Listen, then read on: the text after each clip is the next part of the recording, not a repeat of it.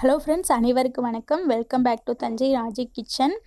இன்றைக்கி பார்த்தீங்கன்னா கார்த்திகை தீபத்தன்னைக்கு என்னோடய வேலைகள் தான் நான் வந்துட்டு இந்த வீடியோவில் பார்க்க போகிறீங்க. பார்த்தீங்கன்னா காலையிலேயே போயிட்டு இந்த விளக்கெல்லாம் வாங்கிட்டு வந்தேன். கார்த்திகை தீபத்தன்னைக்கு காலையிலே போயிட்டு வாங்கிட்டு அப்போயே வந்து ஊற போட்டுட்டேன் தண்ணியில். இந்த விளக்கு பார்த்திங்கன்னா எனக்கு ரொம்பவுமே பிடிச்சிருந்துச்சு, அழகாகவும் இருந்துச்சு, வெயிட்லெஸ்ஸாக இருந்துச்சு, வெயிட்டே இல்லாமல். ஸோ இது எண்ணெய் கசியவும் இல்லை, சூப்பராக இருந்துச்சு. இதோட ரேட்டு 15 ரூபா. அதுலேருந்து ஒரு விளக்கு தான் வாங்கிக்கிட்டேன். இது பார்த்திங்கன்னா நார்மல் விளக்குலேயும் ஒரு 5 விளக்கு வாங்கினேன். 5 விளக்கு 10 ரூபான்னு சொன்னாங்க, டிசைன் இல்லாத விளக்கு. ஸோ அது வாங்கிக்கிட்டேன். இந்த விளக்கு பார்த்திங்கன்னா 25 ரூபா ஒரு விளக்கு சொன்னாங்க. நல்ல வெயிட்டாகவும் இருந்துச்சு, டிசைனாகவும் இருந்துச்சு சூப்பராக. இதில் வந்துட்டு 2 வாங்கிக்கிட்டேன். ஸோ எல்லாத்தையும் காலையிலேருந்து தண்ணியில் ஊற போட்டு சாயங்காலம் ஒரு 4 மணி இருக்கும், அந்த டைமில் தான் நான் வந்து எடுத்து எல்லாத்தையும் வெளியில் காய வச்சேன். பார்த்திங்கன்னா காலையிலேருந்தே வெயில் இல்லை. ஸோ சாயங்காலமும் கிளைமேட் வந்துட்டு நல்ல பனி பெய்கிற மாதிரி தான் இருந்துச்சு. ஸோ தண்ணி மட்டும் வடிகட்டும், அதுக்கு பிறகு ஃபேன் காற்றுல காயட்டும் அப்படின்னு சொல்லிட்டு நான் விட்டுட்டேன். அதனால்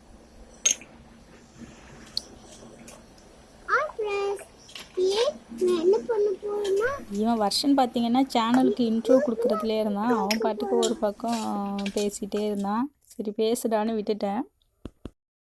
இப்போ பார்த்திங்கன்னா குத்து விளக்கு. இந்த குத்து விளக்கு வந்துட்டு இதையும் வந்துட்டு நல்லா கழுவிட்டு தான் உள்ளே வச்சுருந்தேன் ஃபஸ்ட்டு. இது வந்து துணி பையில் வச்சுருந்தேன். ஸோ அதையும் எடுத்து ஏற்றிக்கலான்னு சொல்லிவிட்டு நான் வருஷத்தில் 2 தடவை மட்டும்தான் இந்த குத்து விளக்கு ஏற்றுவேன். ஒன்று கார்த்திகை தீபத்தன்னைக்கு, இன்னொன்று பொங்கலுக்கு மட்டும்தான் இதை எடுத்து ஏற்றுறது. அவ்வளோதான். இது நல்லா புளி போட்டெல்லாம் விளக்க தேவையில்லை, ஏன்னா ஃபஸ்ட்டே நல்லாவே விளக்கி வச்சுருந்தேன். அதுக்கு பிறகு சும்மா நான் தண்ணியில் வந்துட்டு கழுவிட்டு வந்தால் போதும். அதே மாதிரி நீங்கள் வெண்கல விளக்கு எதுவாக இருந்தாலும் விளக்கிட்டு உடனே அப்படியே காய போட்டுட்டு வந்துடாமல் ஒரு காட்டன் டவல் வச்சு நல்லா துடைச்சிட்டு அதுக்கு பிறகு காய வச்சிங்கன்னா அந்த புள்ளியாக வந்துட்டு விழாமல் இருக்கும். இல்லை நம்ம அப்படியே வந்து தண்ணியில் அலசி காய வச்சுட்டு வந்தோம்னா அது புள்ளியாக விழ ஆரம்பிச்சிடும். அதை நம்ம துடைச்சாலும் போகாது. ஸோ அவ்வளோதான். இப்போ பார்த்திங்கன்னா இந்த விளக்கு வந்து குட்டி குட்டி விளக்கு 2 விளக்கு. இது வந்து தீபாவளிக்கு ஷாப்பிங் போயிருந்தப்ப இந்த விளக்கு அம்மா வாங்கி கொடுத்தாங்க. இது பார்த்திங்கன்னா இதில் 2 விளக்கு வாங்கினோம்.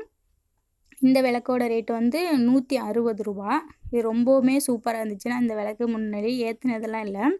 ஸோ ஏற்றுறதுக்கு நல்லா இருந்துச்சு, பார்க்கவுமே ரொம்ப அழகாக இருந்துச்சு. அதுக்கு 2 குட்டி பிளேட் வாங்கினேன். அந்த குட்டி பிளேட் வந்துட்டு 30 ரூபா தான் அந்த பிளேட்டோட ரேட்டு. ஸோ இது 2ம். ஸோ இது எல்லாத்தையுமே கழுவிட்டு வந்து காய விட்டாச்சு.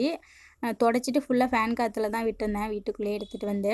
இன்றைக்கி வேறு எந்த ஸ்நாக்ஸுமே செய்யலை, சீடை அப்புறம் அப்பம் எதுவுமே செய்யலை, டைம் இல்லை. அதனால் வந்துட்டு பொரி மட்டும்தான். இப்போ பார்த்திங்கன்னா பொரியை வந்து வாங்கிட்டு வந்தோடனே ஒரு பிளேட்டில் கொட்டி மேலால் எடுத்துக்கிட்டேன் புடச்சிட்டு. ஏன்னா அடியில் தூசியெல்லாம் இருக்கும், அதெல்லாம் ரிமூவ் பண்ணிவிட்டு அதுக்கு பிறகு எடுத்துக்கலாம். அதை லைட்டாக சூடு பண்ணிக்கலாம்.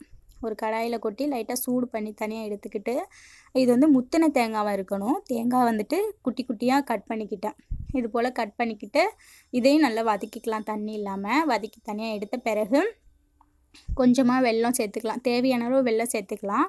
நான் வெல்லம் வந்துட்டு வாங்க மறந்துட்டேன், அதனால் கம்மியாக தான் இருந்துச்சு, ஒரு 2 வெல்லம் தான் இருந்துச்சு. ஸோ அதனால் கூட நாட்டு சர்க்கரை கொஞ்சம் சேர்த்துக்கிட்டேன். நாட்டு சர்க்கரையும் சேர்த்துட்டு நல்லா பாகு காய்ச்சிக்கலாம். அதில் வந்து 1 ஸ்பூன் அளவுக்கு மட்டும் தண்ணி விட்டு பாகு காய்ச்சிக்கலாம் ஃபஸ்ட்டு. உங்களுக்கு வந்து சுத்தமான வெல்லமாக வாங்கிக்கோங்க, இல்லைன்னா நீங்கள் வடிகட்டி எடுத்துக்கோங்க. நல்லா பாகு காய்ச்ச பிறகு இதில் இந்த பாத்திரத்தில் பத்தாதுன்னு சொல்லிட்டு நான் பெரிய வானிலையில் மாற்றிக்கிட்டேன். அதில் கொஞ்சம் 2 ஏலக்காய் தட்டி போட்டுட்டு வதக்கி வச்ச தேங்காவையும் சேர்த்துக்கிட்டேன். அது கூடவே 1 ஸ்பூன் நெய் வாசத்துக்காண்டியே சேர்த்துக்கிட்டேன். ஸோ தேவைப்பட்டால் நெய் சேர்த்துக்கலாம், இல்லைன்னா வந்துட்டு தேவையில்லை. ஸோ இது நல்லா வெல்லம் கரைஞ்சி வந்ததுக்கு பிறகு இதில் பொரி சேர்த்துக்கலாம். எல்லா பொரியுமே சேர்த்துட்டு நல்லா கிளறி கொடுத்துக்கலாம். தீயை வந்து கம்மி பண்ணிக்கோங்க இந்த ஸ்டேஜில். நல்லா கிளறி விட்டுட்டு எடுத்துட்டோம்னா நம்மளுக்கு சூப்பரான அவல் பொரி ரெடி ஆகிடும். ஸோ கார்த்திகைக்கு இதுதான் நெய்வேத்தியமாக வச்சேன். ஸோ அவ்வளோதான். இது ரொம்பவுமே நல்லா இருந்துச்சு, நமத்து போகவே இல்லை, ரொம்ப டேஸ்ட்டாகவே இருந்துச்சு. இந்த தேங்காய்லாம் போடவும் ரொம்ப நல்லாயிருக்கும். அதுக்கு பிறகு போயிட்டு வாசலில் கூட்டிட்டு கோலம் போட ஆரம்பிச்சிட்டேன். டிவியில் வந்துட்டு டைம் ஆகிட்டுருக்கு, விளக்கேற்ற டைம் ஆகிட்டுருக்கு திருவண்ணாமலையிலன்னு சொல்லிகிட்டே இருந்தாங்க. நான் அந்த அவசரத்தில் கடகடன்னு செஞ்சுட்டே இருந்தேன். ஸோ இப்போ பார்த்திங்கன்னா கோலம் போட்டுட்டு வந்துட்டு விளக்குக்கெல்லாம் பொட்டு வைக்கலான்னு சொல்லி எடுத்துட்டேன். எடுத்து எல்லாத்தையும் செட் பண்ணிட்டு இருந்தேன். எனக்கு குத்து விளக்கு செட் பண்ணுறது ரொம்ப பிடிக்கும். ஸோ அதெல்லாம் செஞ்சுட்டு வர்ஷன் வந்து எனக்கு ரொம்ப ஹெல்ப் பண்ணான். விளக்குக்கு ஃபுல்லாக பாதி விளக்குக்கு அவன் தான் பொட்டு வச்சான். அன்றைக்கி ஃபுல்லாக வந்துட்டு டைம் இல்லாதனால அவசர அவசரமாக செஞ்சிகிட்டு இருந்தோம். எனக்கு காலையில் போய் ஜாமான்லாம் வாங்கிட்டு வந்துட்டு திரும்ப மதிய சமையல்லாம் முடிச்சுட்டு இந்த விளக்கெல்லாம் க்ளீன் பண்ணி வச்சுட்டு வீடெல்லாம் தண்ணி ஊற்றி அலசி விட்டேன். ஏன்னா முதல் நாள் தான் நான் ஊர்லேருந்து வந்திருந்தேன். முதல் நாள் சாயங்காலம் தான் ஊர்லேருந்து வந்தேன். அன்றைக்கி எதுவுமே பண்ண முடியலை. காமாட்சி விளக்கு மட்டும்தான் நான் க்ளீன் பண்ணி வச்சேன். மற்றபடி மறுநாள் காலையில் தான் அந்த வேலையெல்லாம் செய்யவும் எனக்கு நிறைய வேலை இருந்த மாதிரி இருந்துச்சு. இல்லைனா நான் எப்போயுமே நாளே செஞ்சு வச்சுருவேன் எல்லா வேலையும்.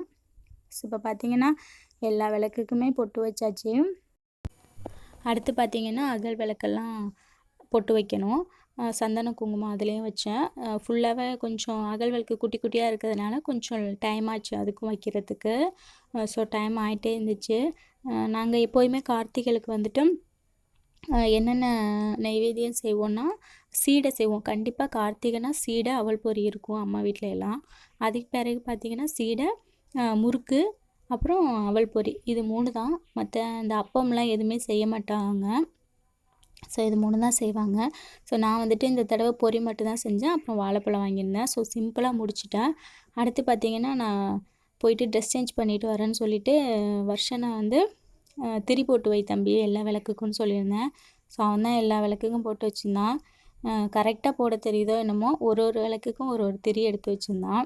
ஸோ அவனுக்கு தெரிஞ்ச வரைக்கும் அவன் செஞ்சு வச்சுருந்தான். ரொம்பவுமே ஹெல்ப் பண்ணான். ரொம்பவும் இன்ட்ரெஸ்டோடையும் செஞ்சிட்ருந்தான்.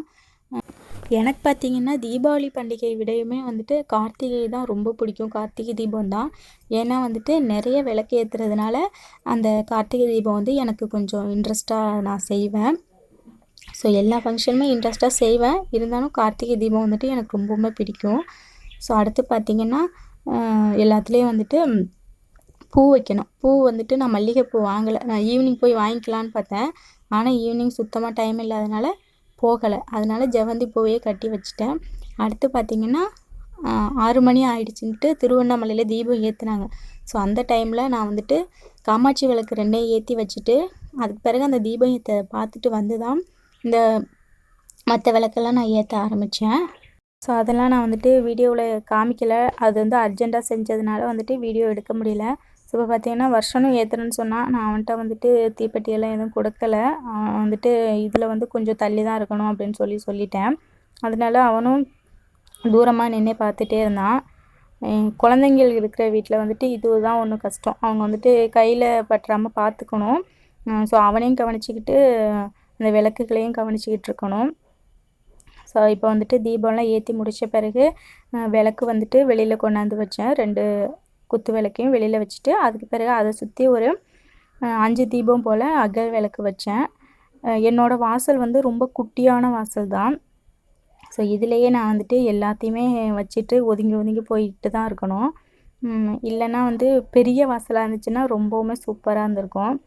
ஸோ பரவாயில்ல, இதிலே வந்துட்டு நம்ம எல்லாத்தையும் ஏற்றிடலான்னு சொல்லிட்டு ஏற்றிட்டு இருந்தேன்.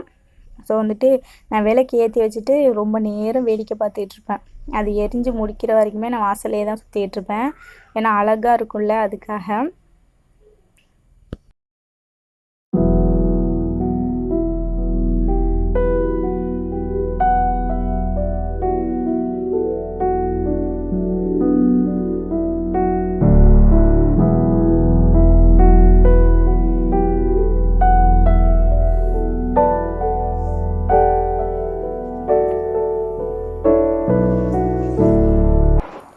அடுத்து வந்துட்டு எல்லாத்தையும் ஏற்றி முடிச்சுட்டு நான் வந்துட்டு சாமி கும்பிட ஆரம்பிச்சிட்டோம்.